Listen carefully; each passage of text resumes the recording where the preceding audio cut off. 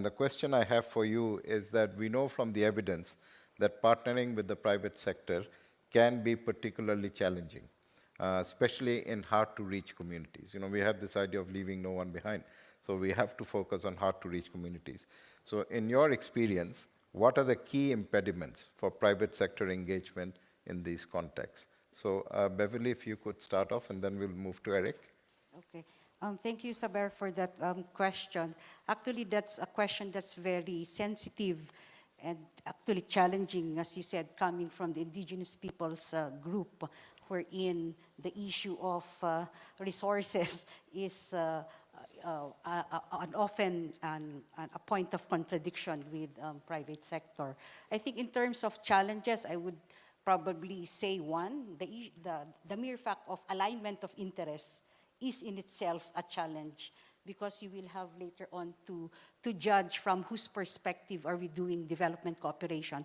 Are we doing it from the perspective of profit, or are we doing it from a perspective of people's lives? So that's something that both the private sector and the different stakeholders would have to terms, and that would mean probably looking into the definition on who are the private sector, because lumping, you know, big business, micro, small, medium, and social enterprises, philanthropy in one as private sector is difficult, because they have different orientations, they have different mandates, they have different procedures.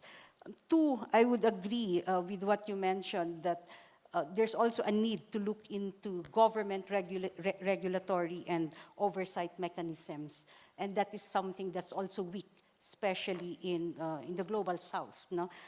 If you look at the latest report of Transparency International, corruption worldwide has stagnated. And it is very unfortunate that if you have very high levels of corruption, monitoring development effectiveness can also be an issue. And second, that will bring me to the third, probably challenge will be the issue of human rights, the issue of civil liberties, and that is something that we also have to take into account, because with corruption, you would also have difficulty in monitoring the systems and getting to involve others. Now, in the past 2 days, or since yesterday, we've been talking of trust, and I've always said this, that, you know, trust takes years to build, but only seconds to break, and it takes forever to rebuild and to regain. But I'm not saying that this is not possible. And probably the fourth challenge that based from our experience, it would be to, we should also be cautious on to the extent where do we develop the engagement of private sector, because we also do not want private sector taking over the function of government, because social services is not the function of the private sector. And that's mainly the function of government. Making jobs is the function of government to ensure. So how are we able to do this partnership? How are we able to cooperate without taking over the functions and obligations of each of the multi-stakeholders? And fifth, probably, it's always the issue of human rights, and always putting people at the core of everything that we do. For me, that's the challenges. Thank you very much. We'll come back to you again now for the second question, which is how to achieve alignment between development and business outcomes. Development on the one side, business outcome on the other.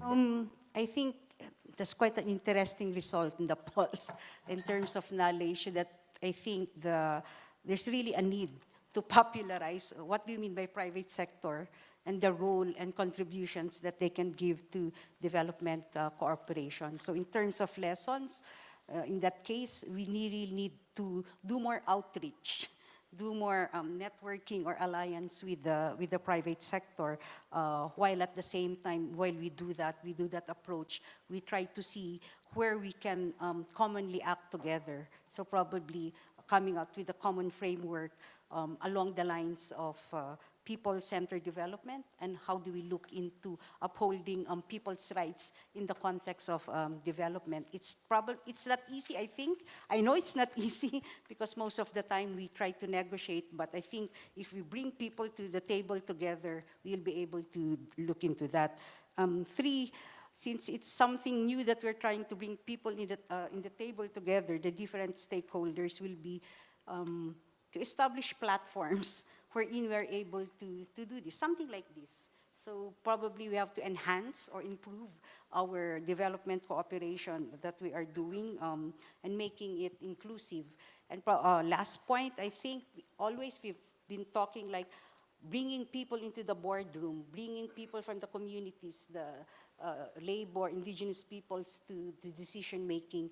But another aspect will also, how do we bring the boardroom to the communities? How do we bring the boardroom to the factories, to the schools, so that we'll be able to see by itself, the actual conditions and situations? Because often it might be simply theoretical for others, so it can be a two-way process. So for me, probably interests at the moment are contradicting, or probably it seems not to meet.